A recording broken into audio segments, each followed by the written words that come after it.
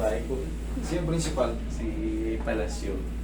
Pumunta rito? Oo, dito nga siya. Managpura sa... Principal? Oo. Hindi nagpakilala, very humble yun ah. Oo, teacher. Sa, ano pong masakit sa atin? Yung sciatica lang bro, yung dito bro. May short ka? Opo. O sige, or pakanan or pakaliwa, yun ang ibig sabihin ng desiccation or desiccated. Ayun lang po.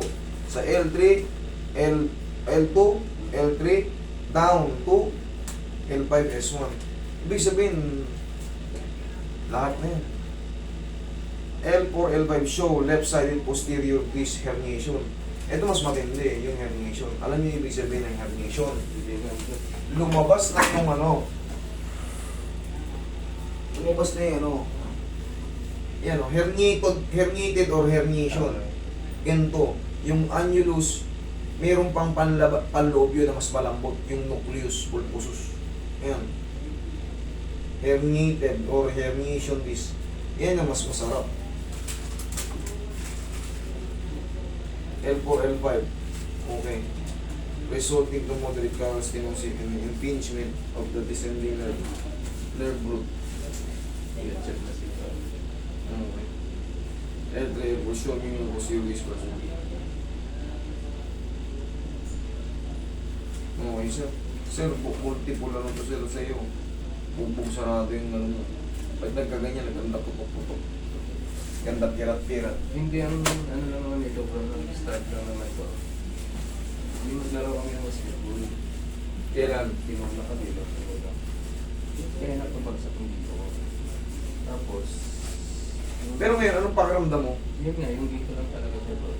Parang naipit lang dito talaga siya. Masakit siya. Oo, hanggang dito lang siya. Kailan mo pa nararamdaman yan? Yung 1 month kasi. 1 month na? Sige. Ay, hindi ka makatagal makaupo, hindi ka makatagal makatagal. Anong paano? Yung sa tayo. Sa tayo, hirap ka na. Mm. Pag matagal na, umuwal ka. Mga ilang minuto tinatagal mo sa pagtayo? Ano? 15 minutes, wait na. Tuturuan kita ng isang technique na ano, napapanood mo naman yun, di ba? Ganun lang. Sa umaga pagising mo, kailangan yun. Napanood mo ba yun? Yung ganun? Yung mga ganun. Yun lang, ano, ano. kung ano nga lang ano, yung Straight ganun lang. lang kasi siya. Okay, relax lang.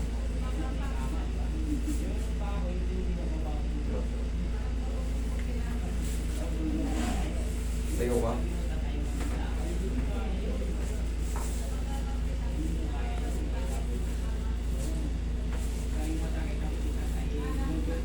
Okay, hindi ka patagilid. Ah.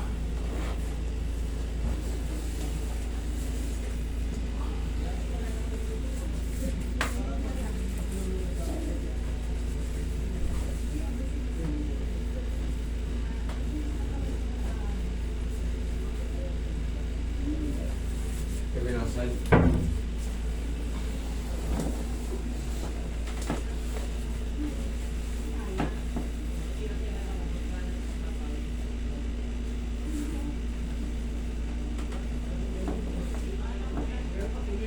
Tiyaya ka.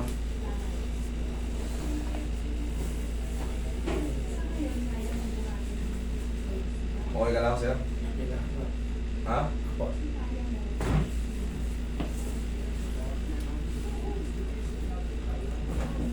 Okay na ba kayo, sir?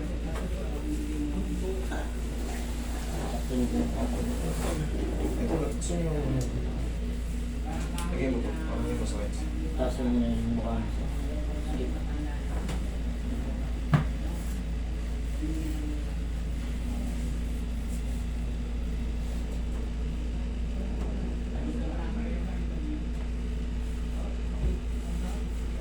Ulo ko bak ngayon ah.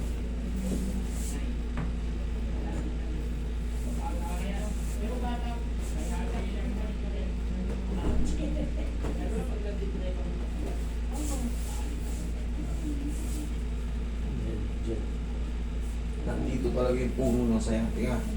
Dito sa muscle sa puwet. Pinanaroon ng isa. Yeah, sir.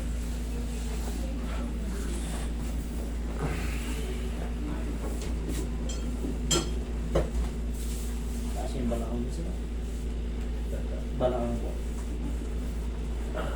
Ayan. Pag ginanyan siya, sakit. Mamaya explain ko sa inyo. Yan, pag nagayan, masakit hindi. Hindi naman. Okay, pala ako. Pag ginanong lang po yan, yun. Mamaya explain ko sa inyo kung bakit yan. Lagi sa dibdib nyo kumain. Sir, yung ganito kasi. Sige, wait lang. Tractioning ko muna. Okay, inhale. Exhale. Down. Isa pa. Yung bigay lang. Exhale. Down. Yan. Ngayon, no, yung ganyan, ang pakiramdam kasi ng may sciatica, parang umuurong yung mga muscle, liit, ganun ang pakiramdam niyan. Ngayon, ang diskarte dyan, Pag nakatayo ako, kasi yung sa'yo, sir, Pag upo, wala. L3, L2, L3, L4, L5, S1, maraming tama. May desiccation ka, may herniation. Paano, para magkaroon kayo ng idea, panoorin nyo, what is this herniation? Para makita mo yung anatomy. What is this desiccation? Para makita mo kung, ay, ganun parang nangyari sa disc mo. Ay, ito pala yung herniation. Grabe na pala, napulit na pala yung ano ko. Ngayon, kasi, sa disang ano nun sa disang dinidiscuss doon, pag tama naman ng disc mo, sa mga malibot doon na ugat, yung mga nerve, yun, doon ka, magtataka ka. Dito masakit, dito maabot sa paa, bakit meron din ako sa paa? Kasi hanggang pa yun, tapos, doon mo rin matutuklasan kung ano magiging stretching niya, may mga tinuturo kasi stretching yan. Para yung mga feeling mo na umiigsing mga muscle, kasi ano yan may pagkakataon talaga hindi ka halos makatayo niyan. Yung bagang pigil yung ano mo.